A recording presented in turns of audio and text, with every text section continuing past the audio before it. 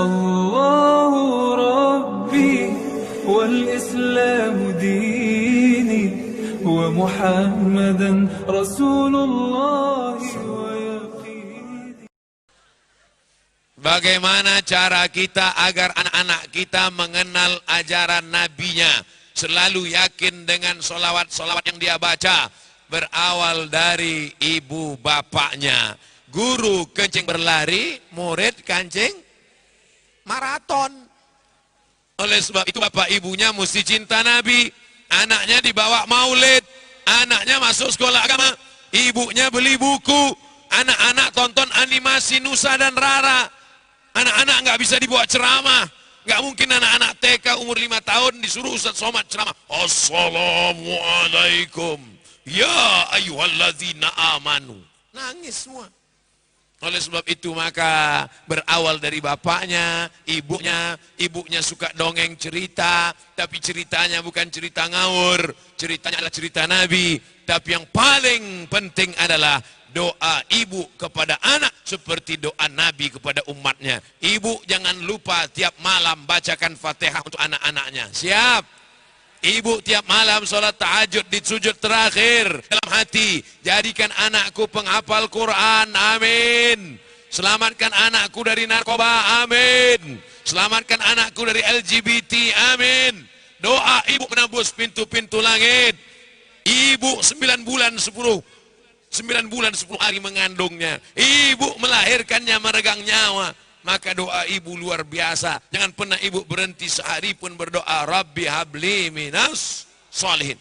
Senjata, omongan ibu 12 jam siang belum tentu didengar orang. Tapi bisikan ibu 12 menit satu malam, 12 rakaat tambah witir 13 rakaat. Itu menembus pintu-pintu langit dibawa oleh para malaikat. Ad-doa silahul mu'min. Doa senjatanya orang beriman.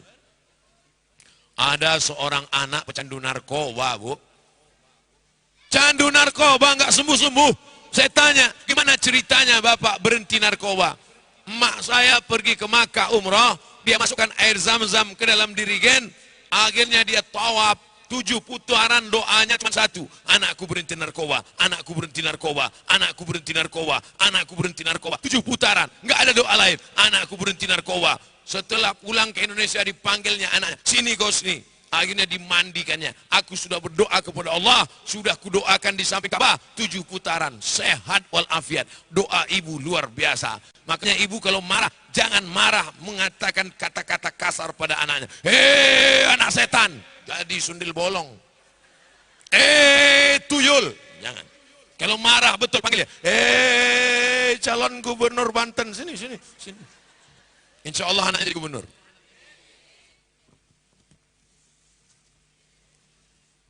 Saya berada di organisasi yang terdapat agama lain, maksudnya non muslim di dalamnya.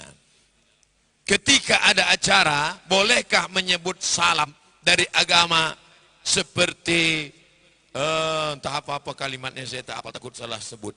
Kita pakai salam kita, assalamualaikum.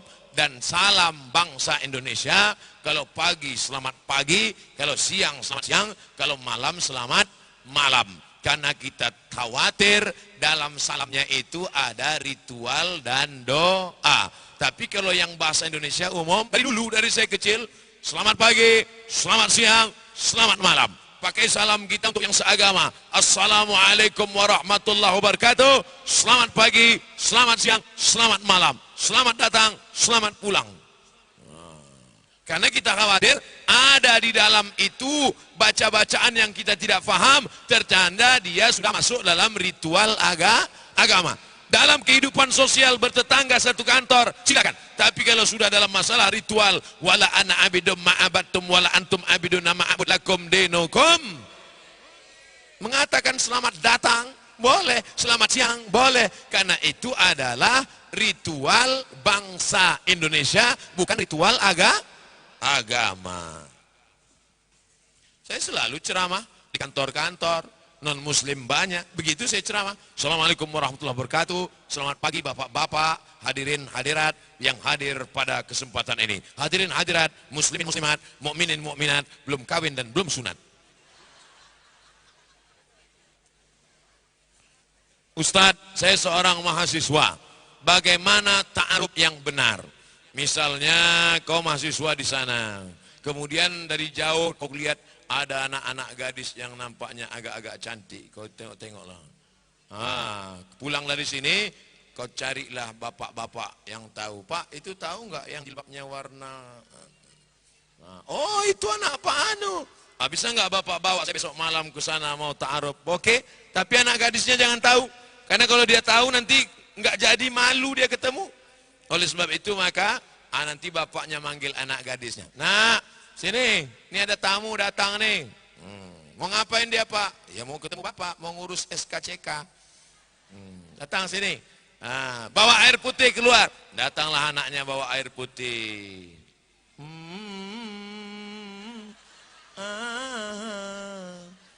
Tengok, pas dilihatnya, nggak jadilah Pak. Terus pas malam di Qur'aniyah itu nampak cantik, rupanya karena lampu kelap-kelip.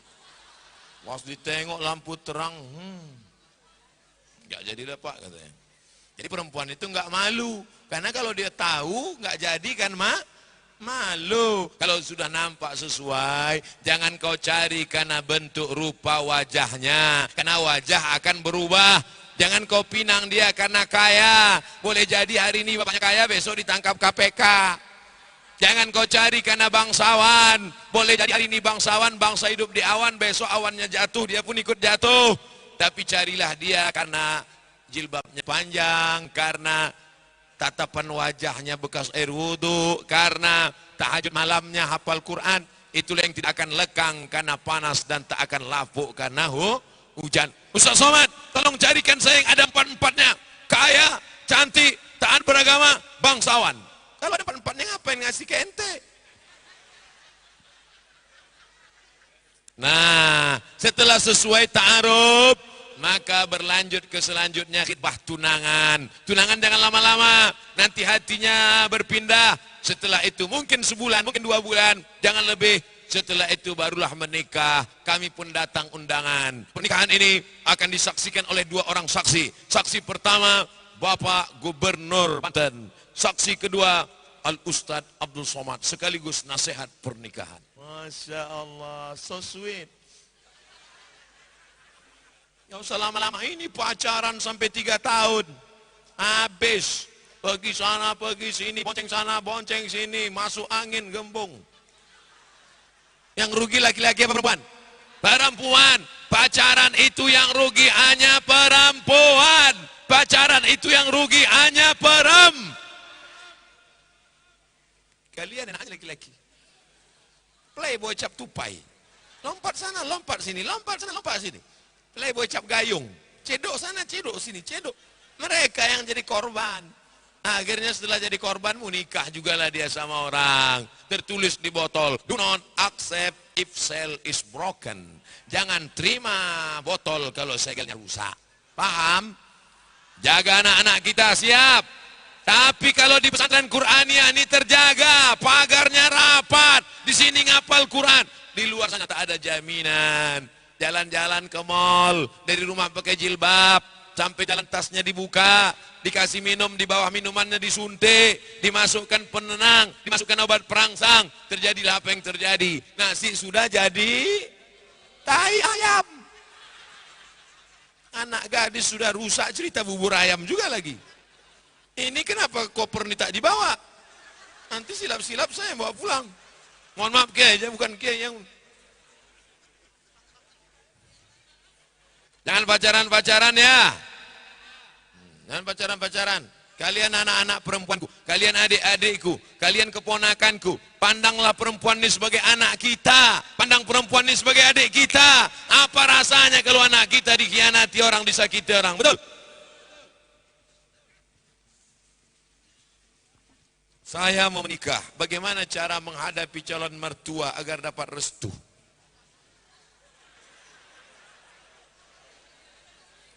Ente kalau mau datang ke calon mertua, jangan datang sendirian. Ini datang sendirian ke rumah calon mertua. Assalamualaikum. Waalaikumsalam. Hai guys. Kita kan ada ulama. Kira-kira yang dia segani siapa? Di mana rumahnya? di sekitar pesantren Qur'aniyah. Siapa yang dia segani? Kiai. Bawalah Kiai Dr. Sabran Zayan. Kiai, minta tolong temani saya ke rumah dia. Assalamualaikum. Waalaikumsalam Kiai, apa kabar? Sehat. Ini siapa? Ini ada anak muda kita mau. Enggak apa-apa, silakan. Jangan bawa saya. Kalau saya kalian bawa nanti saya yang diterima.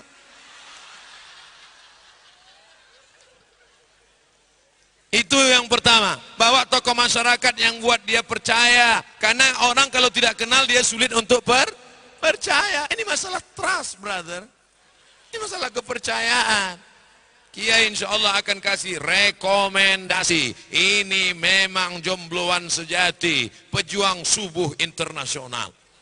Ada rekom dari Kiai, maka insya Allah dipermudah. Tapi jangan lupa minta kepada dia, ya muqallibal qulub, wahai engkau yang membolak-balikkan hati, ya Allah, tolong balikkan hati bapak ini. Cuman bapak ini kadang mau nerima, emaknya matre. Begitu ketukan pintu didengar, langsung dia buka gorden dari jendela, dia lihat, naik Grab, tutup. Begitu naik Alphard, wah, inilah yang kulihat dalam istikharahku tadi malam. Masya Allah. Padahal kata suaminya, bu, ojo ke susu. Jangan buru-buru. Enggak, ini. Kita tanya dulu asal-usulnya sama Pak Kiai. Jangan. Nanti dikasih Pak Kiai sama santrinya. Akhirnya dinikahkan juga. Seminggu nikah, anak pulang berurai air mata bengkak sebesar tulang rangsa. Kok kenapa nak? Kenapa rental? Rupanya mobil mewah rental.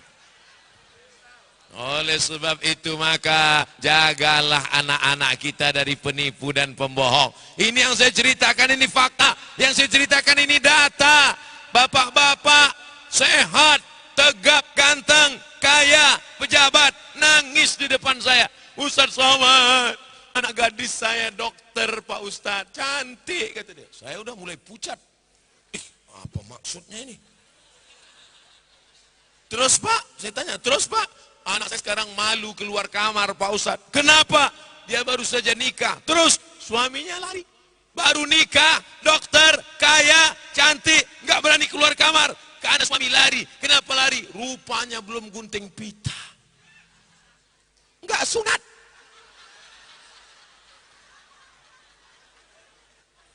Kok bisa terjadi? Inilah Pak Ustaz. Ini terjadi. Lama jauh berjalan banyak dilihat. Lama hidup banyak dirasa. Lama jadi ustadz banyak yang curhat. Macam-macam cerita. Oleh sebab itu kenali pemudanya baik-baik. Ibu jangan cari menantu jauh-jauh. Di mana mereka berada? Hanya 5 langkah dari rumah. Ini anak-anak muda yang baik-baik ini. Mudah-mudahan kalian yang baik-baik dipertemukan Allah dengan yang soleh-soleh. Nanti sekarang baca aja dulu Quran tuh juz-juz berapa.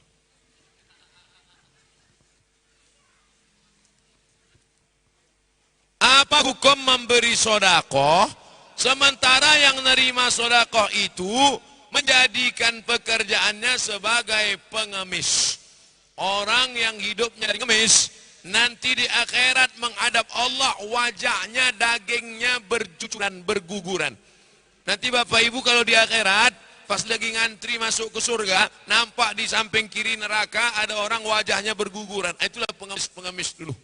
Pengemis cinta enggak masuk. Berguguran. Kenapa wajahnya berguguran dagingnya? Karena dia di dunia menghilangkan kehormatan dirinya di hadapan manusia, maka di akhirat hilang kehormatan wajahnya di hadapan Allah Subhanahu wa taala.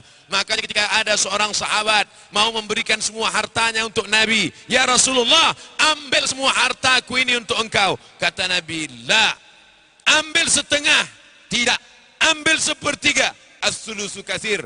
Anta da'awarasataka agniya, kau tinggalkan ahli warismu dalam keadaan kaya, khairun daripada kau tinggalkan ahli warismu kafatan allatan, miskin, yatakaffafuna 'alan nas, miskin meminta-minta kepada manusia. Maka tinggalkanlah ahli waris kita dalam keadaan mampu. Makanya orang yang minta-minta itu kita perhatikan baik-baik. Memang betul-betul kakinya putus, mohon maaf. Memang betul-betul kena kusta. Ini kadang berangkat kita pagi, yang sakit kaki kiri.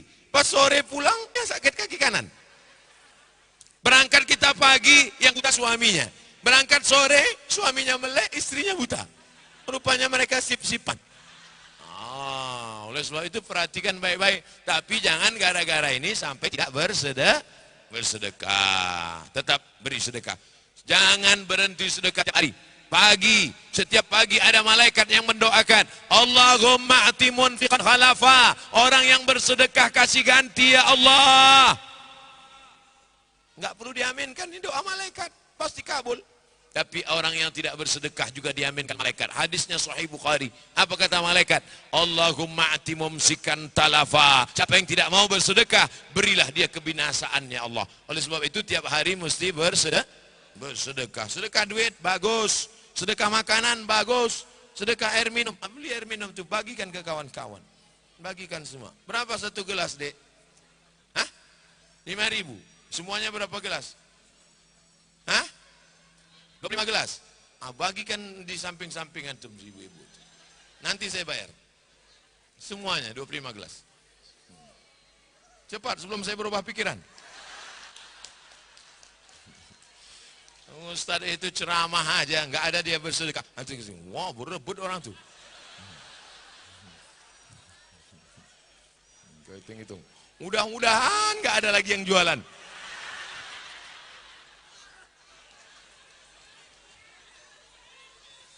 Itu ada lagi. Itu berapa? Berapa itu? Hah? Nah, ambil semua. Semua saya tengok lagi, ada nggak lagi? Allahumma timah. Itu ada. Itu jual juga. Enggak, teh manis saja, yang botol bisa besok pagi. Itu takut basi. Jangan Pak Seda, saya mau masuk surga juga. Saya bawa dompet nih Pak Seda.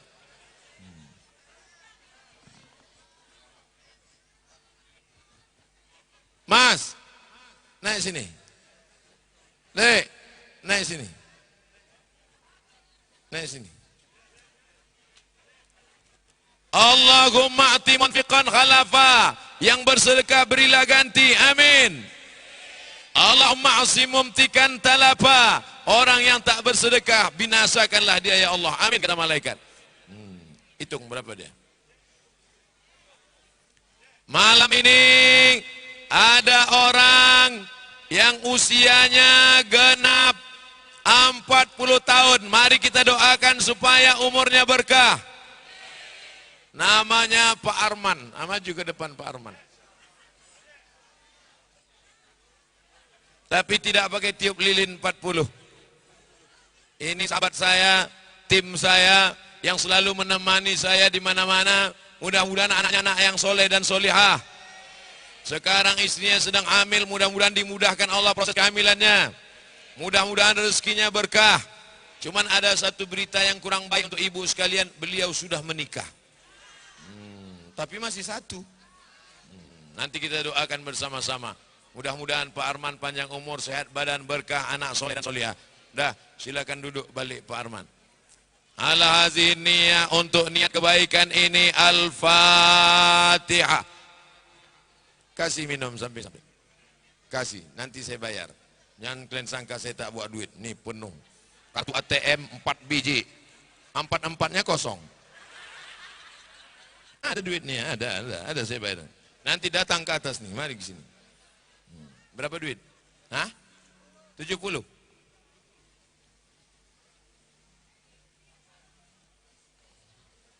Al-Haziniyah Al-Fatihah. Yang belum nanti datang kemari. Tapi jangan udah minta ke saya, minta lagi ke Pak Sekda.